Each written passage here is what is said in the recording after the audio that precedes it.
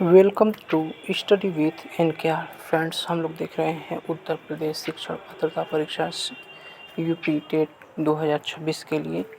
तो ये पेपर है, प्रीवियस ईयर क्वेश्चन है 2016 का। दिसंबर में जो पेपर हुआ था 2016 में, उसकी हम व्याख्या करने वाले हैं। तो चलिए सेशन को प्रारंभ करते हैं। और आप यदि चैनल पर नए हैं तो प्लीज़ हमारे चैनल को सब्सक्राइब कर लीजिए, वीडियो को लाइक कीजिए और दोस्तों के साथ शेयर कीजिए। चलिए हम स्टार्ट करते हैं। हमारा फर्स्ट क्वेश्चन होगा 31 नंबर। इससे पहले ये CDP था जिसको हम लोगों ने पढ़ लिया है, आप जाकर के प्लेलिस्ट से देख सकते हैं। चलिए, तो ये हिंदी भाषा 1 है कि गद्य शिक्षण में कठिन काव्य निवारण किया जा सकता है। गद्य शिक्षण में काठिन्य निवारण किया जा सकता है। तो उपयुक्त सभी के द्वारा चित्र दिखा करके, मॉडल दिखा करके और वस्तु को प्रत्यक्ष रूप से दिखा करके गद्य शिक्षण में काठिन्य निवारण किया जा सकता है। नेक्स्ट है कि प्राथमिक स्तर पर कविता शिक्षण उपयोगी नहीं होगा, जिसे छात्र सरलता से समझ सके। जो कविताएं छात्रों की सृजनशीलता को बढ़ाने वाली हो और जो कविताएं अंतर्राष्ट्रीय वादों से संबंधित हो तथा हमें नीति, हास्य, वीरता, देशभक्ति जैसे भावनाएं। तो ये ऑप्शन नंबर सी हमारा हो जाएगा कि ये जो कविताएं अंतर्राष्ट्रीय वादों से संबंधित हो, ये प्राथमिक स्तर पर शिक्षण में उपयोगी नहीं होगा। नेक्स्ट है कि हिंदी भाषा और साहित्य नामक ग्रंथ के लेखक कौन है। तो हिंदी भाषा और साहित्य नामक ग्रंथ के लेखक है option number C, doctor Shyam Sundar Das. कौन है? डॉक्टर श्याम सुंदर दास लेखक हैं।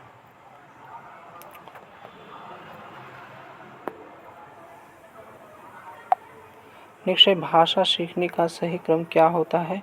तो भाषा सीखने का सही क्रम सबसे पहले सुनना, फिर उसे बोलना, फिर पढ़ना और फिर उसे लिखना। यही क्रम जो है वो कोई भी भाषा सीखने का क्रम होता है।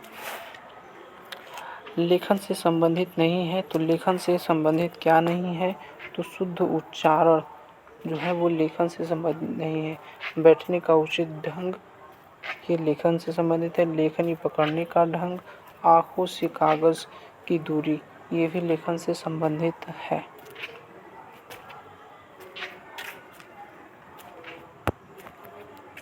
लेखन से संबंधित प्रमुख बातें हैं, पहला बैठने का उचित ढंग, ये तो नहीं होना चाहिए, इसी को गलत होना चाहिए और ये सही होना चाहिए शुद्ध उच्चारण।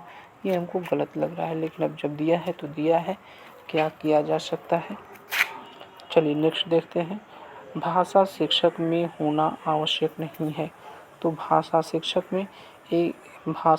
में रसायनों का ज्ञान होना आवश्यक नहीं है। इसके अलावा उसे व्याकरण का ज्ञान होना चाहिए, सुंदर लेखन उसकी होनी चाहिए और विषय मूल्यांकन की विधियों का ज्ञान उसे होना चाहिए। नेक्स्ट है कि उपन्यास एवं विवेच्य विषय वस्तु की दृष्टि से अंक संगत कौन है।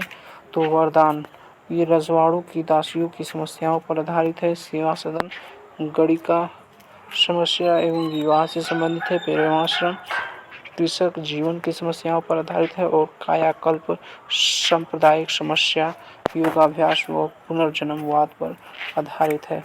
तो हमारा ऑप्शन नंबर ए सही हो जाएगा कि उपन्यास में विवेच्य विषय वस्तु की दृष्टि से विकल्प ए असंगत है, जबकि सेवा सदन गणिकाओं की समस्याओं से संबंधित है, ये बात सही है। प्रेमाश्रम कृषक जीवन की समस्या से एवं कायाकल्प सांप्रदायिक समस्या योगाभ्यास एवं पुनर्जन्म पर आधारित है, ये बात भी क्या है, सत्य है। तो वरदान उपन्यास की विषय वस्तु है कि दो प्रेमियों की दुखांत कथा है जो अपने भावी जीवन के सुखद कल्पना में खोए हुए थे।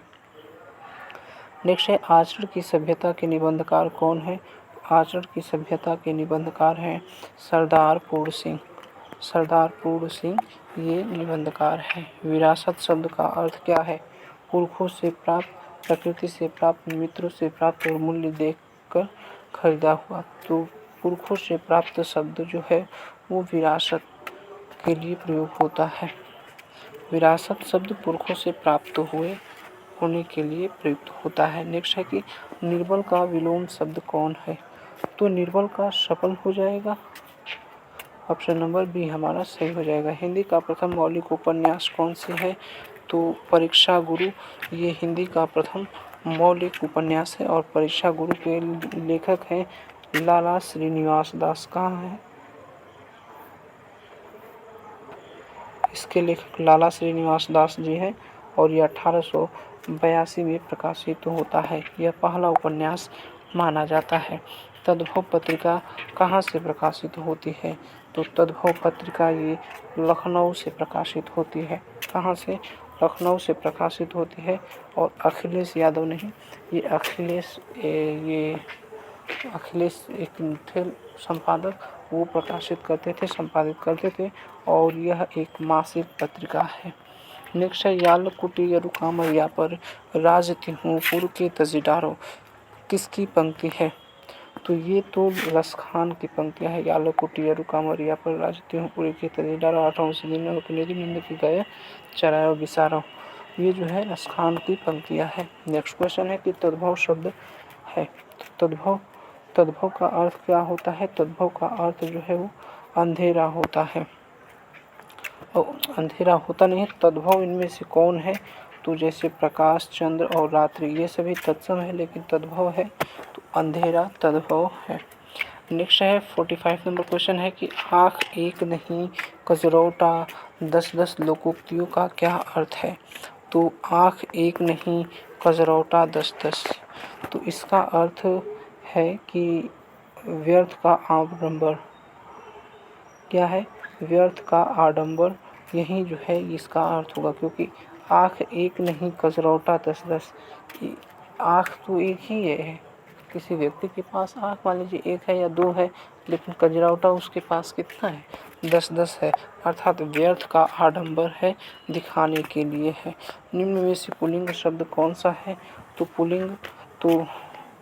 पुल्लिंग हो जाएगा गीत। गीत क्या हो जाएगा? पुल्लिंग हो जाएगा। रात अंधेरी थी, रात जो है वो अंधेरी होती है। गीत को गाया जाता है, इसीलिए ये पुल्लिंग हो जाएगा। बात कैसी होती है? अच्छी होती है, तो इसलिए स्त्रीलिंग है। और उसने मात दी, मात दी मतलब पछाड़ दी, तो ये भी स्त्रीलिंग हो जाएगा।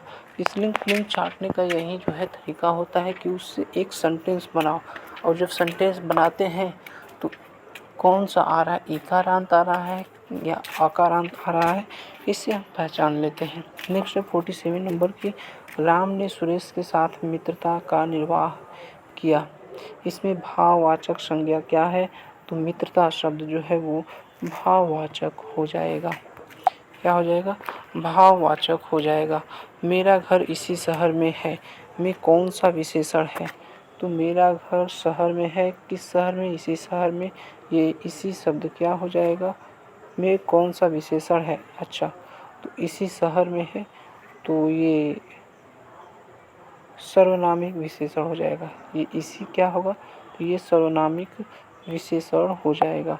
चलिए नेक्स्ट क्वेश्चन की तरफ बढ़ते हैं। दिया है कि पिता ने समझाया कि सदा सत्य बोलना चाहिए, यह वाक्य किसका उदाहरण है? तो सदा सत्य बोलना चाहिए सरल वाक्य है, मिश्रित वाक्य है, इच्छावाचक है, आज्ञावाचक है। इच्छावाचक ये सब तो छोड़ो, आज्ञावाचक, समझाया, ये मिश्रित वाक्य हो जाएगा। क्या हो जाएगा? मिश्रित वाक्य हो जाएगा।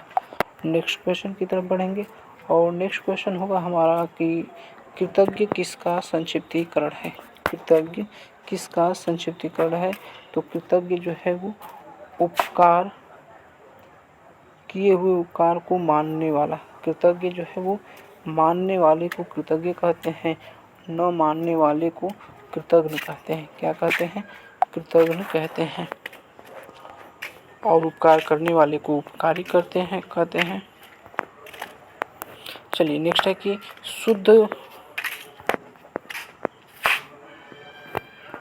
शुद्धवर्तनी वाला शब्द कौन सा है? तो शुद्धवर्तनी श्रृंगार में ये शरत नहीं रहता है, ये नहीं रहता है, ये रहता है। श्र में ये जो नीचे लगा रहता है ना, वो हट जाता है श्रृंगार में, इसे हम याद कर लेंगे।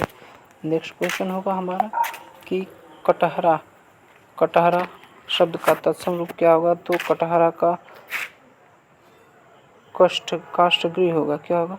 काष्ठगृह होगा। कटहरा का तत्सम रूप काष्ठगृह होता है, न कि कटहल। कड़वा का कंठफल होता है। कड़वा का कंठफल होता है और कटहल का कड़वा या कंठफल होता है।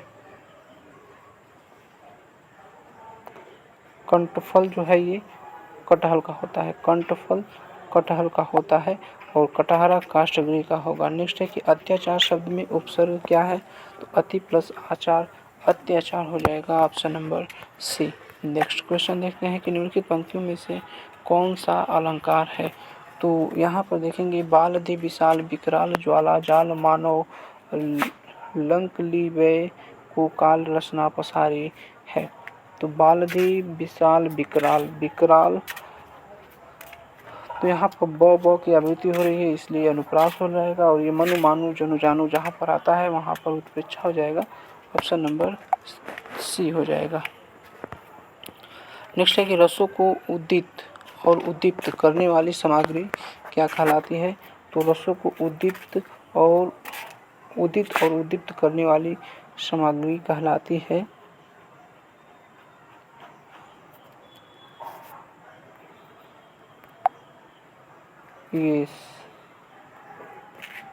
इसे हम कहते हैं विभाव कहते हैं। क्या कहते हैं?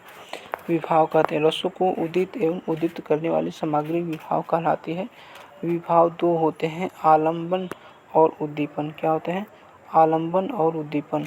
वस्तु या व्यक्ति के कारण स्थायी भाव जागृत होता है, उसे आलंबन विभाव कहते हैं और अस्थायी भाव को उद्दीप्त या तीव्र करने वाले को उद्दीपन कहते हैं। नेक्स्ट है जहाँ सुमतितः संपत्ति दाना, जहाँ सुमतितः संपत्ति दाना, जहाँ कुमतितः विपत्ति निदाना। तो यहाँ पर कौन सा रस है? तो यहाँ पर शांत रस है। क्या है? शांत रस का भाव है। शुद्ध वाक्य क्या है? तो शुद्ध वाक्य इसमें से देखेंगे कि राम ने एक थैला और 2 पुस्तकें खरीदी। राम ने एक थैला और 2 पुस्तकें खरीदी। राम ने एक थैला और 2 पुस्तकें खरीदा। एक पुस्तकें खरीदे नहीं, ये खरीदी होने चाहिए। तो इसमें से कहाँ, इसमें अंतर कहाँ पर है? दोनों तो सेम लिखा है। ऑप्शन नंबर बी सही कह रहा है, तो बी को सही कर देंगे, लेकिन पहला वाला भी तो सेम ही है। चलो